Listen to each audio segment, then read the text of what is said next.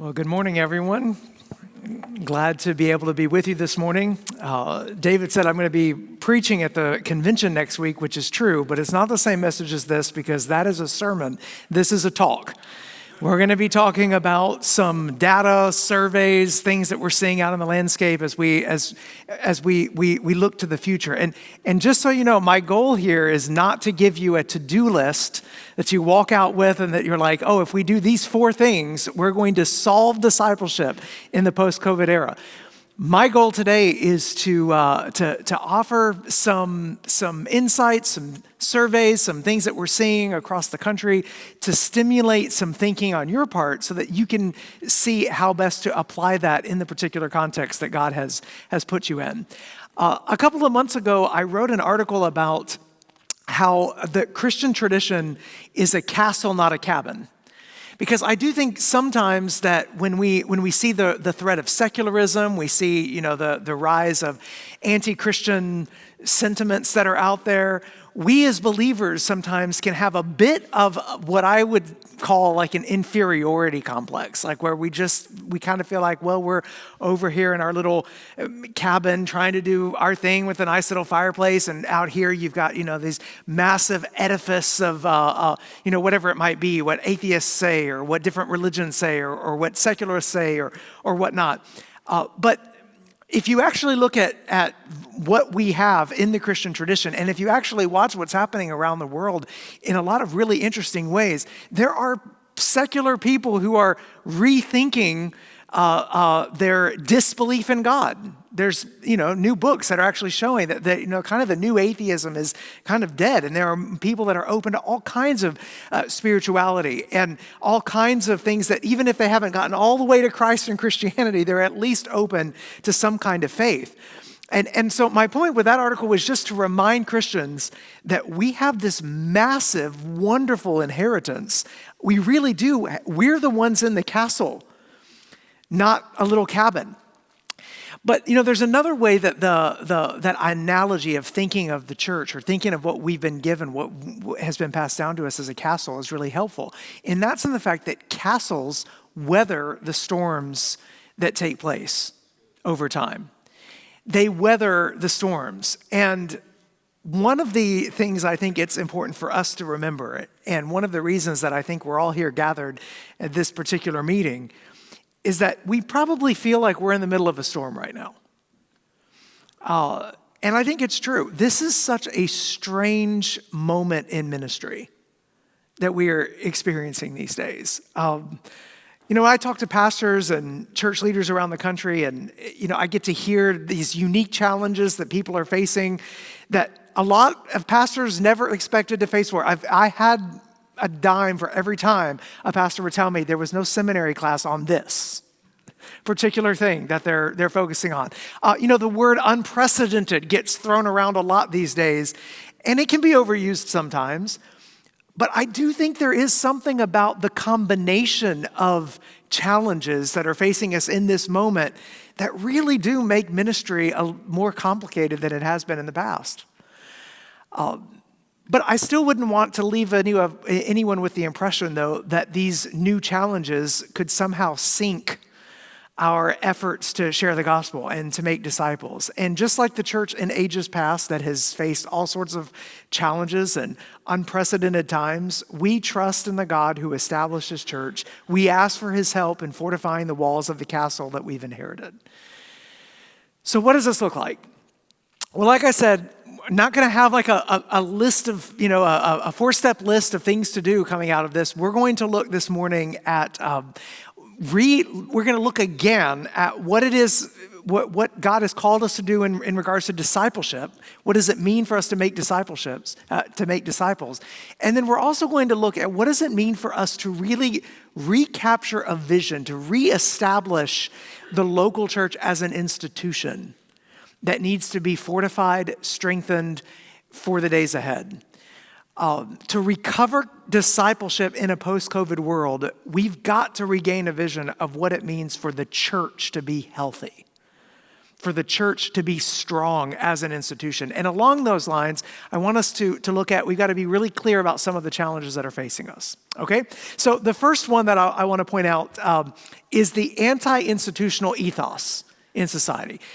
We have to recognize that this is a challenge. It's just, for many people in our society today, there is an anti-institutional bent. Research shows that many institutions, not just the church, are facing fallout in terms of institutional trust. So I'll give you some bad news and good news. The bad news is that trust in the church as an institution has plummeted over the last 30 years. If you look at the Gallup survey, more than 30 percentage points in the last 5 centuries. So that's the bad news. The trust in the church as an institution is significantly lower than it was a few decades ago. Here's the good news. It's also lower for every other institution in society. Like, none of them are doing better than they were. From everyone, from like small business to the military even, and don't even have to look at politics and Congress to see an institution or the trust is at all-time lows. So the bad news is the church is facing a lack of institutional trust. The good news is it's not an outlier. This is true for every institution in society right now, but that does create challenges for pastoral ministry, does it not? I mean, it means pastoral ministry doesn't come with any prestige. There is no built-in sense of trust that comes along with your calling. There's just not. Everything has to be earned. You can't walk into any environment and assume respect or assume trust. And there's another aspect of this anti-institutional ethos. In this kind of world, we tend to think of freedom as escaping from individual or from institutional constraints. So we tend to think of institutions in the sense of, can I take an institution and can it be, something of a platform for me rather than something that I would mold myself to or shape or seek the good of, or the community in which the institution is present. And so what's happened when it comes to religion is, there's a cultural observer, Tara Isabella Burton, who says, we've moved from institutional religion to intuitional religion. So it's less about the institution and more about the intuition. How do I feel about faith? What kind of spirituality do I want to pursue on my own, apart from organized religion or institutional religion? And I think we see that happening. So the interesting thing about secularism today is not that people are moving away from spirituality. It's generally that they're finding some kind of spirituality outside of the traditional channels or forms. And so what happens is, it doesn't matter really to a lot of people in our society what church you belong to. What really matters is if you can remix and rematch and sort of cobble together whatever version of spirituality is going to help you along in life. So it's an intuitional approach that often is set in opposition to the institution of the church. And that is a challenge because we are all about the church, right? The mission. And we want to see churches planted. We want to see people reach. We want to see we want to see the body of Christ healthy. So that's a first challenge. A second challenge that we're facing today is the de-churching of America. It's a shift in de-churching. So there's a new book from some friends of mine, The Great De-Churching, in case you're interested or you may have heard of this book. But it's exploring how we really in the United States today are undergoing the largest religious shift in our history. And really since 2000, we have seen a radical decrease of people regularly attending church or belonging to a congregation. And then there's also the pandemic, which has led to a decrease in programs and ministries. And we've shifted to a new normal in some sense. But I'm not going to spend a ton of time here. I will recommend, I have a podcast called Reconstructing Faith. And the second episode of this season, the second season, is called The Great De-Churching. And it's about 55 minutes of conversation with some of the authors from the book and just talking about this. So, but I do think this is a big challenge, just to recognize that this is happening. A third challenge that pastors are facing is disorientation and division politically. There has been a rise in, partisan hostility over the past 2 decades. And I actually think this is related to number 2. So if the second big challenge is the de-churching of America, and then the third is disorientation and division politically, you say, what does that have to do with each other? Well, as religiosity decreases, the fervency in politics increases. When eternal stakes are lowered, earthly stakes are raised. And so for many people in our society today, politics is their religion. So, and you can see this from on the right, you can see it on the left, you can see it with the level of something of just a widespread intolerance or even incapacity to even understand where someone from another perspective may be coming from, because that person is the heretic, the enemy.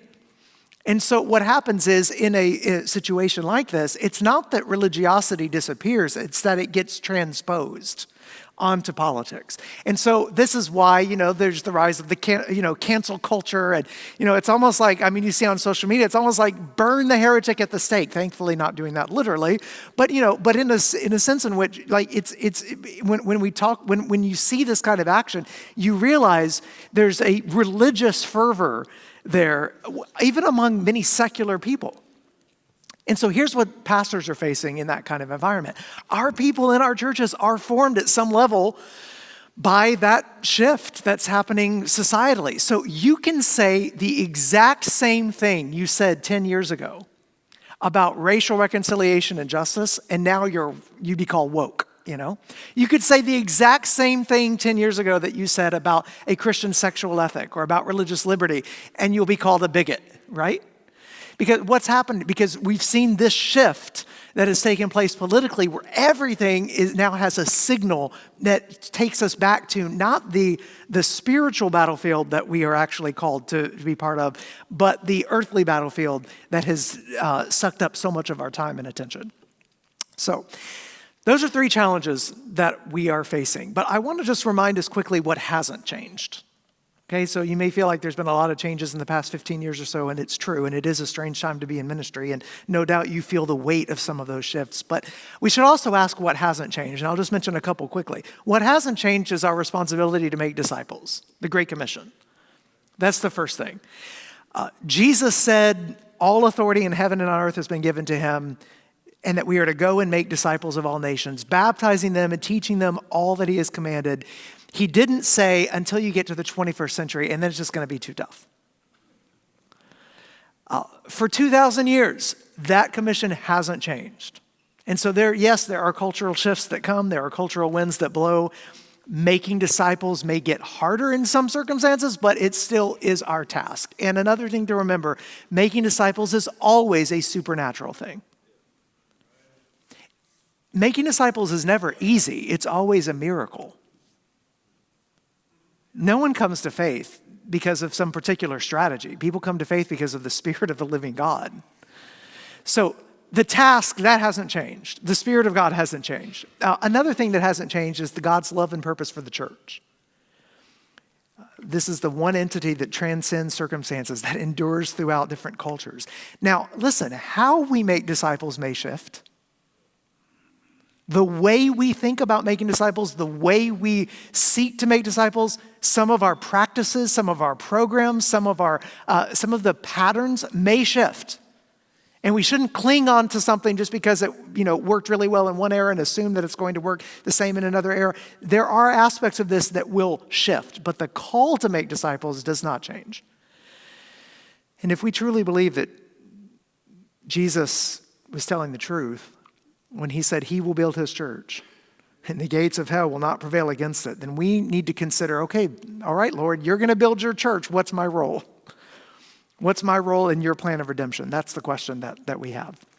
Okay, so next I want to, I'm going to shift gears. I want but before we start looking at some implications, I want to bust some myths that are out there.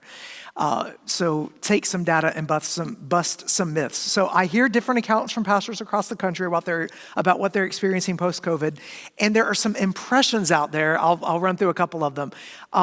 Some have the impression that COVID radically sped up the trend of de-churching. That there was already a decline prior to 2020, and then a drop-off happened. We haven't been able to come back from that. I know a lot of churches that have not seen their numbers rebound to what they were before COVID. Maybe some of you in this room can relate to that.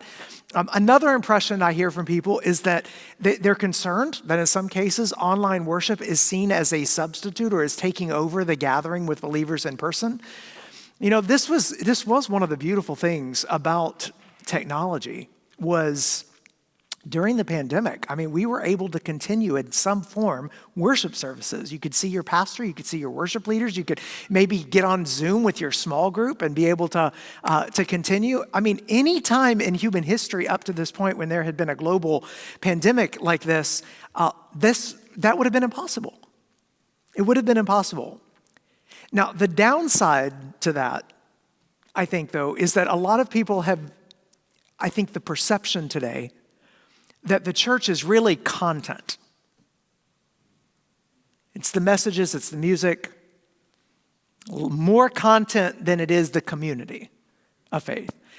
If you can download the content by watching the worship service live or listening to the sermon on your podcast or connecting with people on an app, that will count as a substitute for in-person church gatherings. So I think there's that impression that we're concerned about that. But I want to just bust a couple of myths here, though, because the data doesn't always align with experience that you'll hear.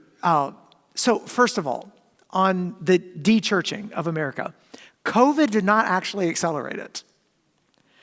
Not in any statistically significant way. There was a bit of a bigger drop there, obviously, in 2020, but not the extent that many people expected. Certainly not anything that really interrupts or changes this continual trajectory of decline that's already been going since 2000. So there's no cliff.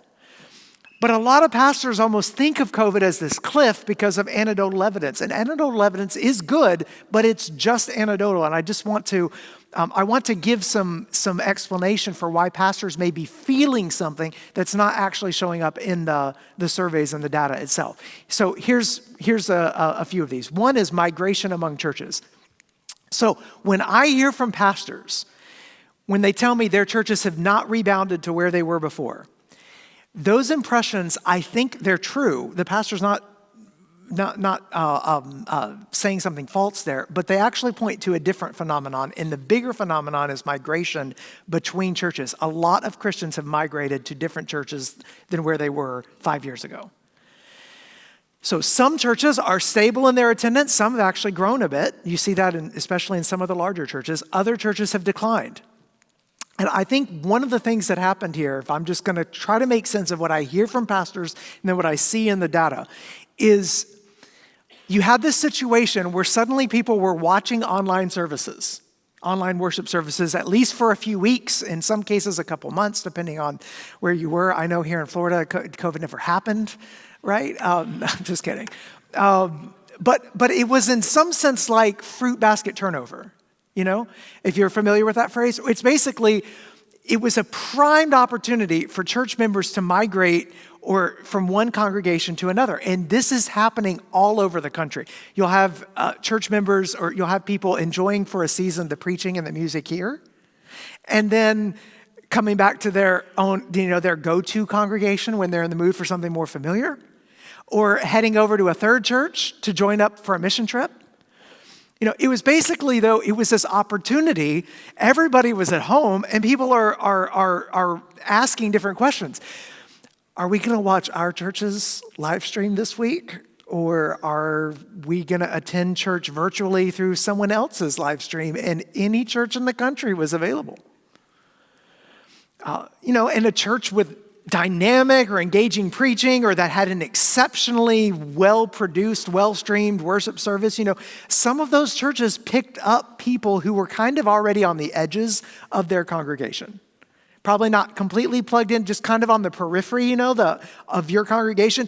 They got picked up by other churches or wound up not going all together. So for the most part, the committed core members of a church stuck with the church through thick and thin, even through the pandemic.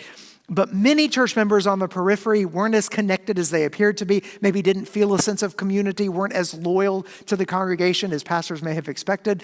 They migrated to a different faith community. And that shift has led some churches to grow or to remain stable. Other churches have declined. So part of what pastors are feeling is the effects of that migration. Now, please do not accept this, me saying this, or thinking through that like this is judgment on your congregation. Do not hear me saying, well, if you lost members through COVID, it's because you weren't being faithful or your preaching wasn't as good or something. No, the reality is, and this is true for all of us in here, we live in a consumeristic society. Whether we like it or not, people see the church in consumer terms. They do. And that's been happening for a long time, not just in the last few years.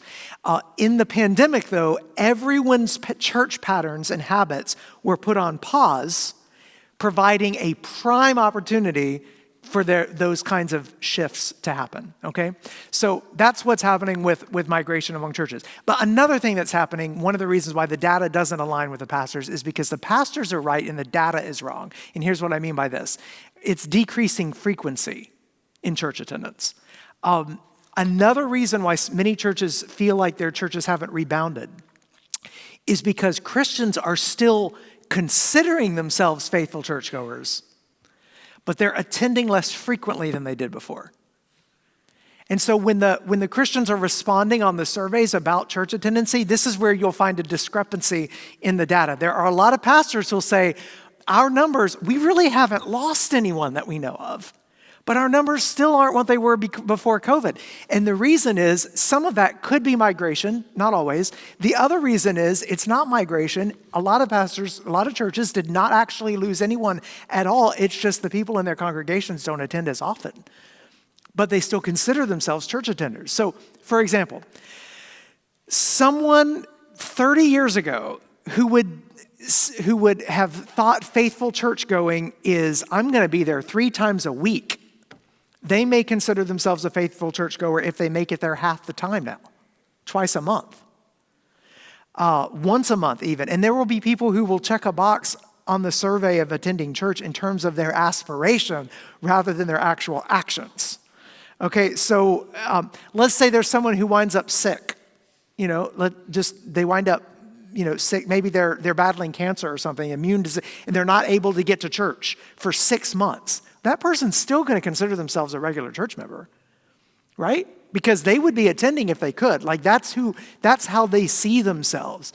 But there are lots of other people who don't have a health excuse that are healthy, who are the same way. They may be gone for 3 months doing travel ball every single Sunday and still consider themselves faithful churchgoers because that's how they see themselves. Right? So it's this aspirational understanding. It's their self-perception rather than it is actually their reality. So this is one of the aspects that we are dealing with as well, which I think we need to keep in mind means that our opportunities for discipleship are decreasing as well, corporately, together in community. So the studies do show larger churches are getting a little bigger, smaller churches are getting a little smaller. I think that's part of where I just want to put this anecdotal evidence into context. One other myth, though, a myth. Well, I've got a couple more that I want to mention. One of the online church fear that online is going to replace or take over church. There is that impression that people are no longer seeing the gathering as optional. They're fine with downloading podcasts or watching the live stream or whatnot. The good news is most people, when asked, say they prefer physical gathering when they talk about church. For the most part, people still see online worship as it's a supplement, it's not a substitute. So that's good news. But I do think I just want to dig in here, though, and just stimulate some thinking about this, because this is a cultural touch point that we need to be aware of. There is something to be said here about this wider trend in our society of us viewing ourselves in digitalized terms more broadly. And what I mean by that is because of how much time we spend today receiving and communicating information, right? Receiving information, broadcasting ourselves to others. All of us are like this. We are constantly trying on identities online. This is happening, we say, well, this is happening especially with young people. I mean, have you not seen grandma with the iPhone? It's not a generational thing. Like everybody is figuring out how to grapple with these, this sort of new digital world that we're in. And at some level, everybody is rethinking themselves and how they present online. We are trying on online identities. We are concerned about how other people will view us. And so for a lot of people, church is more of a badge that says something about how we see ourselves and how we present ourselves in many cases. So this is one of the things, it's been interesting to me to see the rise of the photo booth at church, especially on special occasions. And I think it's a really great idea to get, especially for those who don't come to church as often, because you want people seeing themselves as belonging to a church and wanting to present this vision. But the photo booth idea, like 30, 40 years ago, would not have really been a thing, but it is today. Why? Because of the way we are viewing ourselves through the digital lens of how people are perceiving us. Do you see? So that's one aspect of this we just have to be aware of. People are wearing the church as a badge. And another thing to mention about this is what I mentioned before, is that we tend to think of the church as content rather than community. As the downloading of content from, the preacher, expert, TED Talk kind of person, his brain to your brain, right? Or it's about, as long as you can watch the video or listen to the podcast, that's good or almost as good as actually being at church. And so this is decreasing the ability to really see the church as a place of deep friendship, of close connection, of community that goes beyond just helping us with our needs, but is also part of what it means to walk with Jesus, where we're with people who will not just inspire us or edify us or encourage us, but also will exhort us to love and good deeds and Christ-likeness. So that's an aspect. There's another myth that is out there, though, connected to this, and that's the idea that the optional church is something new. I just want to say the idea that the church is optional is not, it didn't just show up in the last 5 years. It's actually been reflected in statistics and surveys for a long time. And some of this we may have actually caused ourselves accidentally. I want to be careful that I don't cast judgment on previous generations, but back in the cultural Christianity of the 1950s and 60s, church going really spiked in the 50s and 60s. It was like, it was sort of America over against the godless communists. Dwight Eisenhower actually was baptized as president, which is fascinating. It's when we added in God We Trust to we made it our national motto. It's when we added it to under God to the pledge. So all of that's happening in the 50s and 60s. And one of the things that evangelists and pastors and teachers did during that time was to want to differentiate, rightly I think, between cultural Christianity, church going, and actual being born again believing Christians who had actually had a personal relationship with Jesus. And so you would have people in the 50s and 60s and 70s say things like, going to church doesn't make you a Christian, which is true, and it was the right move at the time. But that, as the cultural shift from the 70s, 80s, 90s, 2000s to today, that truth planted in a different cultural context got heard differently. And instead of it being going to church doesn't make you a Christian, what got heard eventually was to be a Christian, you don't necessarily have to go to church. And so you see this in the statistics in salvation. 10 years ago, this is before COVID, only 35% of professing Christians in the United States said church going is an essential part of the Christian life. Only 35%. So it's optional for a lot of people. People look at the church as helping, like the purpose of the church is to help me along in my spiritual life as I see it myself. That's what the church is there for. If it helps me, great. If it doesn't, I'm good on my own. That's how people see the church. So, during COVID, we saw the best of the church. We also saw some of that superficiality come out as well.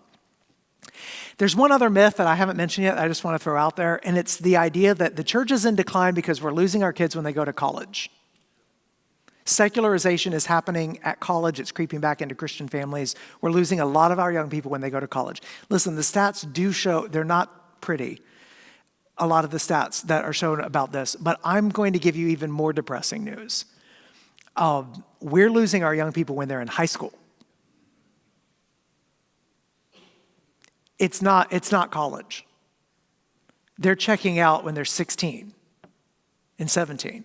So that disengagement is already happening in a lot of places. So we'll come back to this in a little bit. So what are some implications then for a post-COVID world?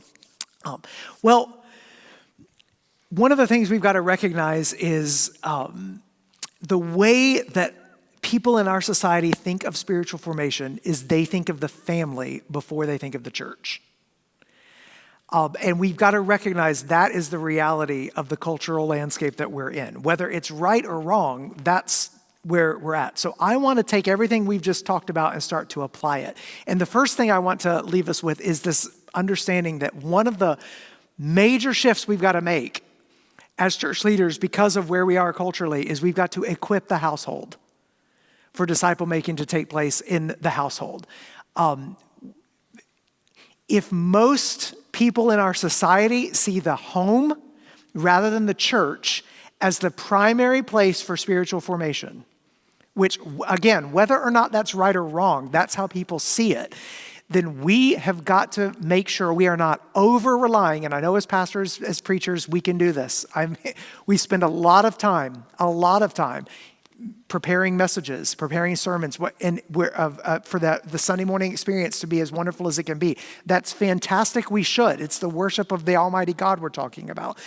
But we shouldn't over-rely on our program and our preaching to do the work of discipleship when there are 6 other days of the week where discipleship, if it's not taking place, the 1 hour a week is rarely going to compete. There's an interesting book from Christian Smith and Amy Adamczyk called Handing Down the Faith that details these differences between families who are successful in handing down the faith and those who are not. And this is not it's not from a Christian perspective book, but it's basically they're trying to figure out how does a family that is responsible for passing down the faith, what is it that they're handing down? So this is the kind of the sad thing about the book, is that even in the cases where the family hands down the faith that the parents have, it's not always Orthodox Christianity. A lot of times it's more of a, religion is a source of stability. It's a grounding. It's a moral ballast. It's to help you live a successful life as defined by 21st century America. So sometimes the faith that parents think they're handing down to their kids and may actually be successful in transmitting is not the faith once for all delivered to the saints. They're passing down some good values, but it may not always be true Christianity. And I think we've got to reckon with that. But the takeaway from this research and this book is that still the family matters more than the congregation as to whether or not some kind of faith gets passed down at all. And so that makes me think, okay, then as churches, we need to be thinking, what are we doing to help families do that better? What are we doing to equip the household to be a place of robust faith? How we answer that question is going to make a difference. And we want the household not to be a shallow faith that's handing down, but a substantive faith that's being handed down. So we've got to ask that question.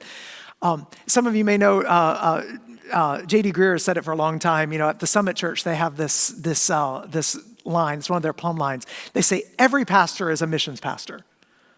Because every pastor is about the mission, right? That's like what one of their plumb lines is to say, we don't cordon off mission from the rest of what we're doing. And I love that quote. But here's something I would just leave you with as a challenge. What if we extended that analogy out and you basically, every person on staff in your church saw themselves as a family discipleship pastor at some level?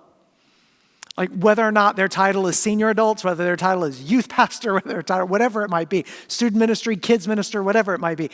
But they were thinking whole family, Whole family discipleship. Not just experience on Sunday morning, experience on a Wednesday night, a great VBS, a great student ministry program, great sermon on Sunday, but you even as a pastor in your preaching would be asking the question, how am I as a family discipleship pastor going to go about doing my primary calling in this congregation? So we've got to ask that question. How are we helping parents, grandparents, older siblings pass down the faith? So that's one question. I'm going to show another book here, Nothing Less. It came from Lifeway Research. Jana Magruder compiled some data. And it's a fascinating Lifeway research study that showed, okay, because you hear everyone leaves the church. We're losing our kids, Okay, so they did some studies to say, what were the practices that were common in the lives of children who stayed in church, believing Christians, all the way through their 20s. Like they never fell away and came back, they were just there. And what they found were a number of spiritual practices. I'll show you the list here. There's a list of several, 10 categories, spiritual influences. And the first five were definitely the biggest ones. Bible reading, like where they read the Bible on their own, number one. If you've got a teenager who reads the Bible on their own, the likelihood that they will remain in the church through college and beyond is way higher than any other statistic. The correlation is massive here. And of course, I think we would all understand why. The Bible is God's word. It's food. I mean, a lot of our, without the Bible, our kids are anemic and they're starving. So Bible on their own, that was the number one. Prayer, obviously, is big. Individual prayer on their own. Service, which is interesting. It's not just church attendance, it's serving in the church. And this is key here. The earlier you get kids and teenagers serving in the church with roles that matter, the more likely they are to stay in church. So not thinking of what's the experience that's going to draw these kids in, and I got to keep them with, but asking the question, how do I involve kids in the church to help make the church what the church is going to be? Service is there. And then I love the fact that music is number 4.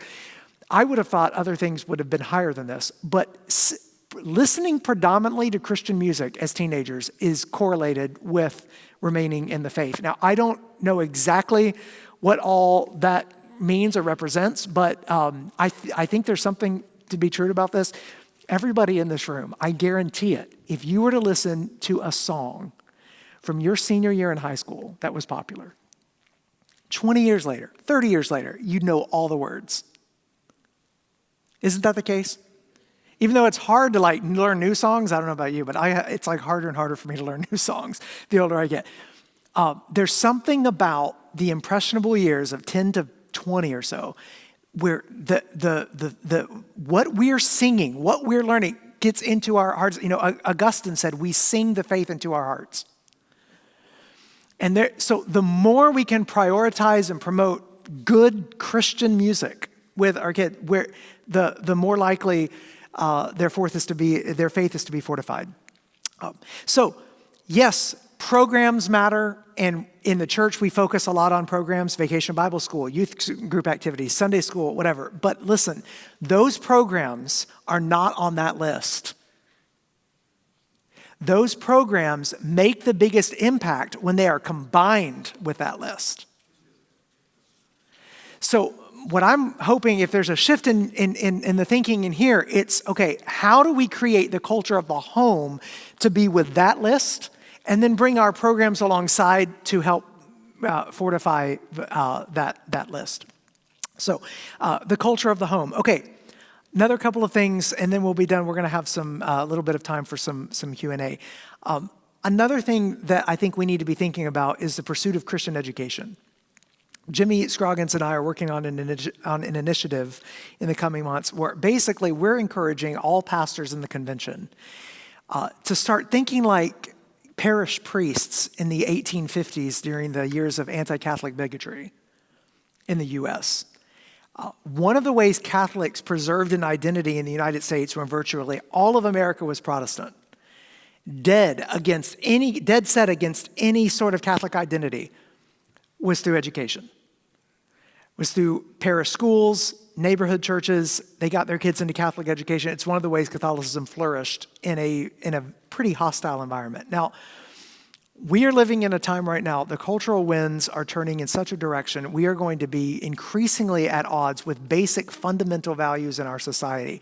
And you're seeing this all over the country, even in red states. I mean, I've talked to church planters who are really concerned because they're winding up, in places that they were not expecting it. Suddenly, fourth and fifth grade kids learning about the gender unicorn, and just other aspects of gender identity that go way beyond what the Bible teaches about marriage. Also just what it means to be human, made male and female in the image of God, So those are some aspects, those are some of the pinch points. But the reason why I think the education component has at least got to be on the topic of conversation is that we need to be thinking, and we need to think in terms of outreach. How do we serve our neighborhoods when it comes to education of kids? Not just how do I serve my church with the education of our kids, but how is our neighborhood and community served by education in terms of outreach? So I'm not talking about some sort of Benedict option retreat from the culture. There are a lot of non-Christians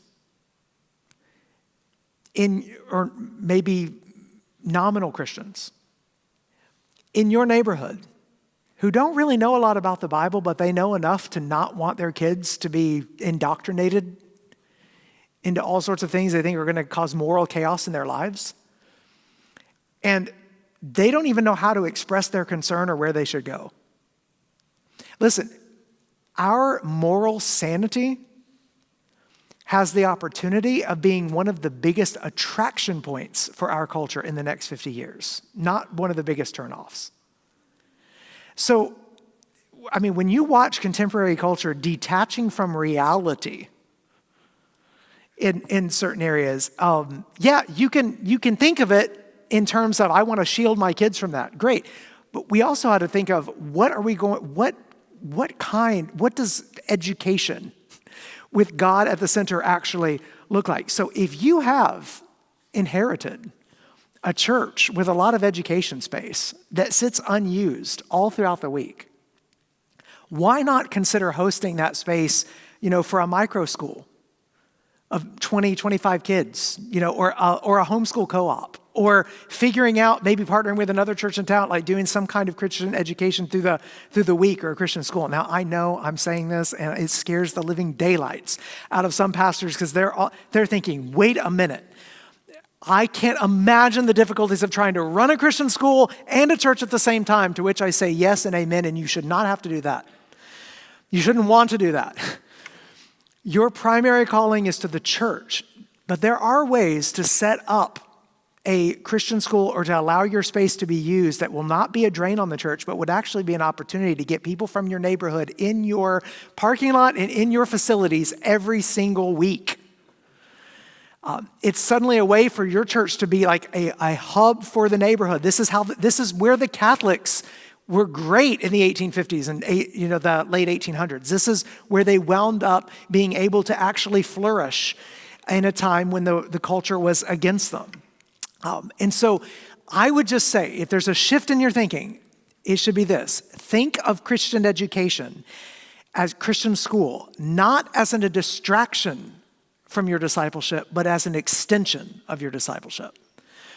And I'm not saying there needs to be some mass exodus from the public schools, or that every public school teacher that's a Christian should give up their job, should teach at a Christian school instead, or that every Christian kid should be going there. There are all kinds of challenges, cultural complexities in that regard. People's callings are different.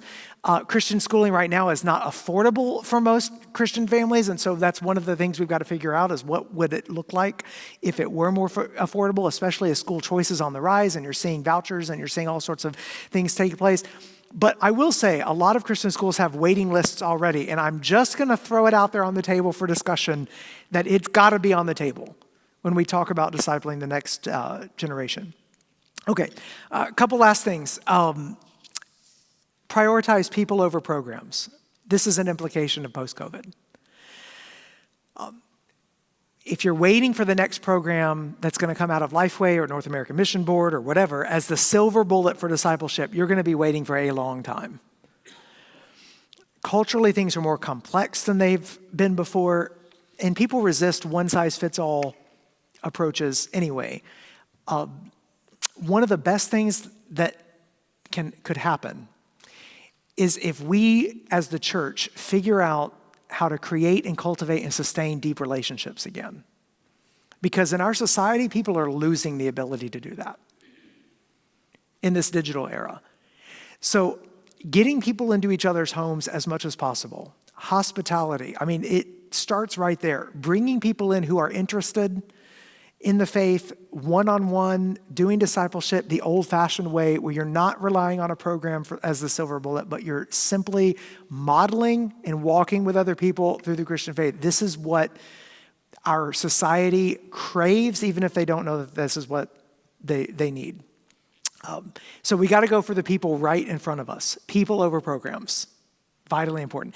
And then one last thing I would mention is if you're part of a larger church here, a mega church, if you're over 500 or 1,000 people and you have a lot of resources, you need to remember what Jesus says about to whom much is given, much is required. So I would encourage you to think of the larger church as a cathedral that help other congregations in the parish. So if you're a bigger church, instead of seeing other churches, smaller churches that are nestled in different neighborhoods and whatnot, start thinking, how can we be the hub that is able to resource and help these smaller churches all across the way? We don't need to see all these smaller neighborhood churches, some of them that are in decline or plateaued. We don't need to see them closing. We need to see them reinvigorated. One of the best ways that can happen is not from the bigger church necessarily going in and making that a campus, but from the bigger church simply figuring out how do we get resources into different neighborhoods that can help them to grow and become a little oasis in the neighborhoods where God has planted them. So this is a recommendation that my friend Jake Meador has made. He's written about this. Basically, think of yourself, if you're in a larger church, as a place of resourcing for smaller neighborhood churches that are all around. And I realize to think of yourself like a cathedral, it's going to take a level of collaboration, shared resources. It's going to take a level of partnership that we're not as acquainted with in the SBC, but I think it's going to be essential for the days ahead. If we want if we want the decline of churches to stop and to be turned around, we are going to have to figure out how we lock arms and in unusual ways, different ways that are not necessarily all cookie cutter, figure out how do we use the resources that God has given us to then bless the churches around us. And that means we'll have to see ourselves in collaboration, not as competitors. And in a consumeristic society, that is not easy. It's not easy. But that's where we'll have to get if we want to see the church strengthened. So overall, we're in a new era. De-churching is taking place across the country, secularizing environment. The mission is the same. And I would just say the church is always in crisis and the church is always stable. The church has been in crisis all the way back to the very beginning. I mean, look at Corinth. If that wasn't a church in crisis, I don't know what was. And I still am a little bit baffled by churches that name themselves after Corinth. It's almost like, could you not do Philippi or some other church? No, I mean, Corinth, the guy who's like sleeping with his mother-in-law, they're all divided, Apollos, they're getting drunk at the Lord's table. That is a lot of those little cups, you know what I mean? So, it's a mess. And yet Jesus says, on this rock I will build my church. So we should not succumb to fruitless anxiety when it comes to the future of the church. We are in a battle, yes, but the outcome is secure because Jesus has told us that it is. So yes, the church is in crisis. Yes, the church also is stable. And we need to keep both of those truths in mind as we seek to be faithful. So I'm going to turn it over to Bob. He's got a microphone and we'll be able to do a little bit of interaction and Q&A for at least a little bit of time here. Let's take 10 or 15 minutes for some Q&A. Any questions? And I'll try to get to you so we can have a microphone. Yeah. But I can start. As you're talking about the significance of passing the faith on, is there anything you've seen work really, really well in churches? I wrote down maybe 2 pages of things that we are not doing that I could see my daughter having a place in that mimics what we have in groups, in classes, and studies. Have you seen anything like that in a church for kids that you've said, wow, that's a good idea, that works really well? No, I haven't. I mean, I've seen obviously different curriculum options, and there are all sorts of things like that. But I don't think of any particular thing where it's like, this is what appears to be taking off as like a particular program or something that's going off everywhere. What I do see, though, and this is important, you don't walk away from this talk on the family discipleship component and think you have to do everything. Like we're not, if you got 2 pages of things where you don't feel like you're doing well, the likelihood is you're not going to succeed at doing 2 full pages of things really well.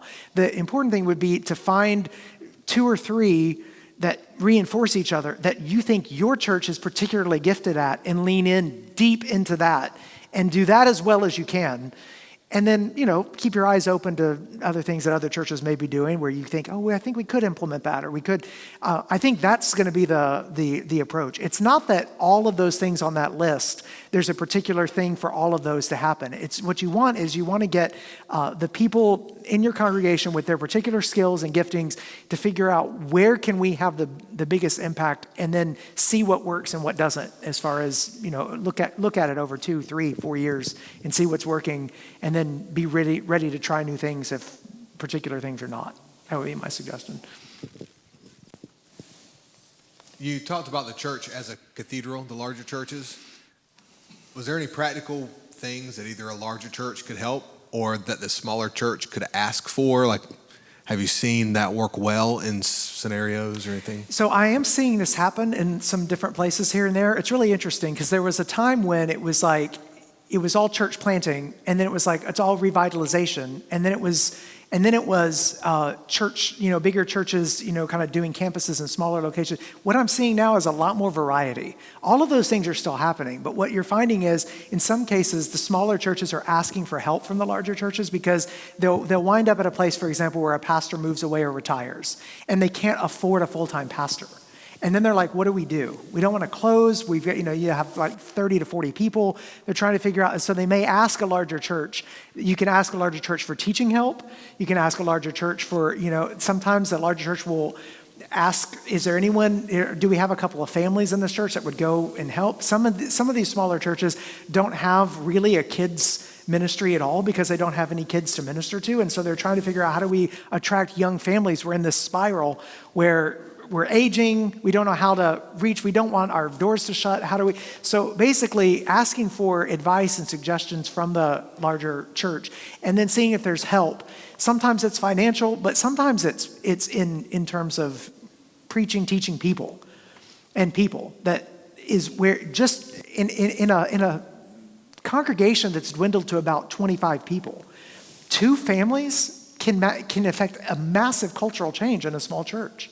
It really can. And so you can begin to see the tide shift over time if just little things like that are able to take place. Some of these churches have enough money to be able to keep the facilities going okay. They're okay. They're not sure they can afford a pastor on a full-time salary, or they don't have, so they're in that in-between stage. And this is where the larger church can become a place of resources. That's what I'm seeing in particular cases.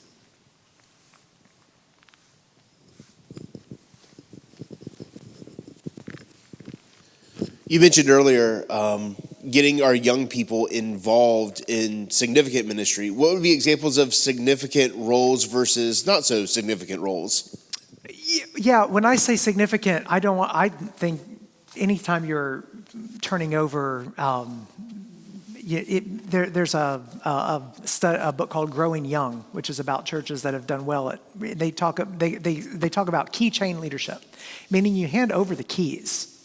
To where, when I mean significant, I mean that there's a significant level of responsibility. So if it's young people that are making parts of the worship service happen, they're the ones running the PowerPoint. They need to change the slide on the last word of the song, of the stanza you're singing.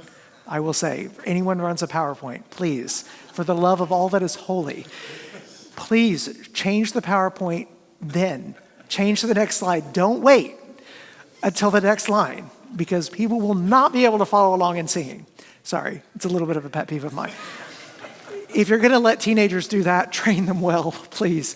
No, but let teenagers do, there are all sorts of places where we need to be asking the question, could a young person do this? And if so, why aren't they? Why don't we, young people can be greeters, they can be ushers, young people can be part of the food pantry that you're doing, young people can be part of can be engaged in mission trips and whatnot. We've got to stop thinking of young people as the church of the future. They are the church now. And so the more we get them involved, and it's all sorts of things. So it's not significant versus insignificant, meaning, this really matters and this doesn't. What I mean when I talk about significance is that you're actually, where they feel like if I don't show up at church, that doesn't get done this week. That makes a big difference, because then they've got ownership. They're not just coming to the party or to the show. They're coming because they're part of it. They're in the choir. They're in the worship band. They're playing the drums. They're running the sound booth, the sound system. They're doing the PowerPoint.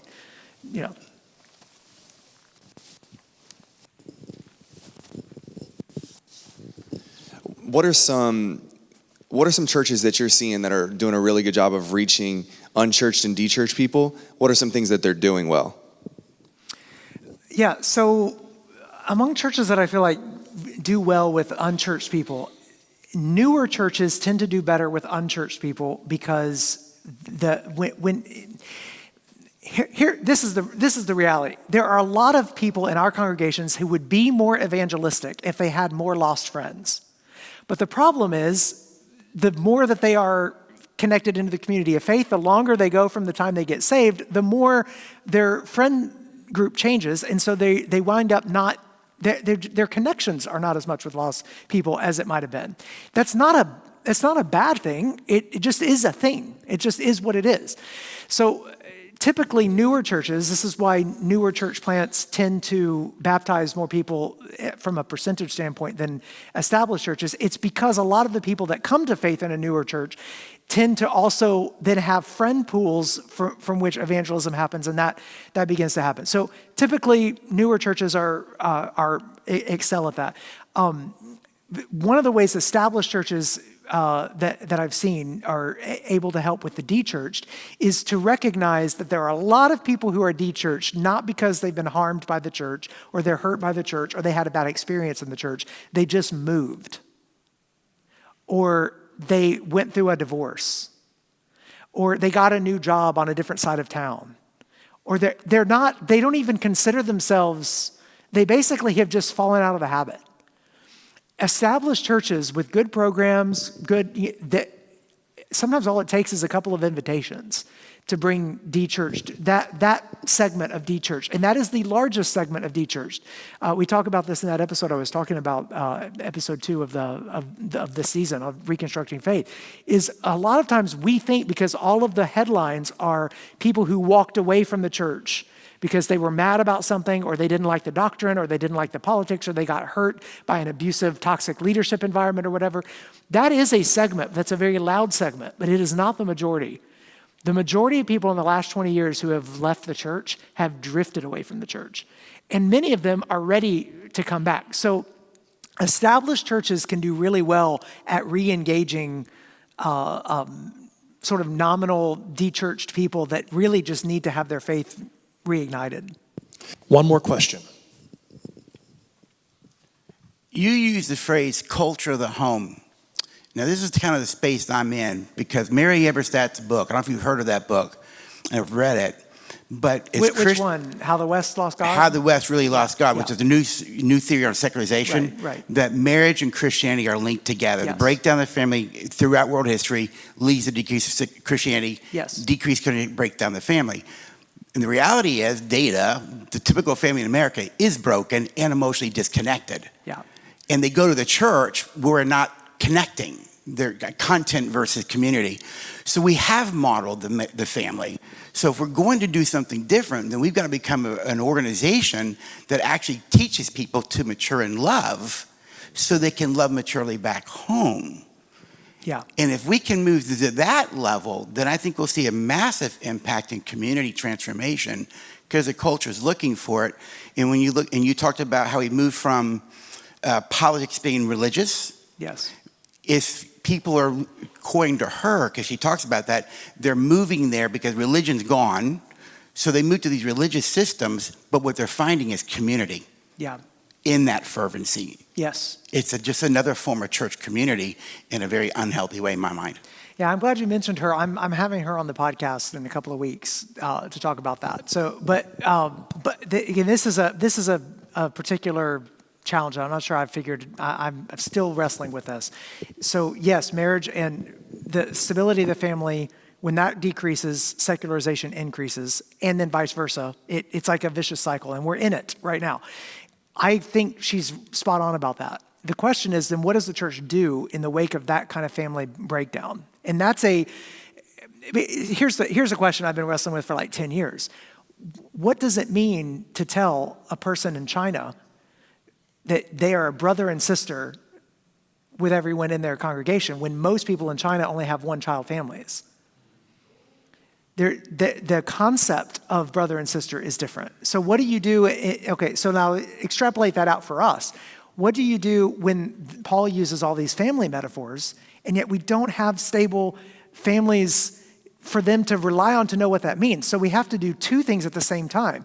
The church has to figure out how to strengthen families, just in general, strengthen families, while also the strength of the family is what makes the church be able to be a family, because those relationships, learning how to treat your mother, your father, your sibling, your extended family, knowing all of that matters for this. And so it's a huge challenge, and we're not going to solve it in this Q&A, but it's one I've been thinking about a lot, so I'm glad you mentioned that. Can we give it up for Trevin?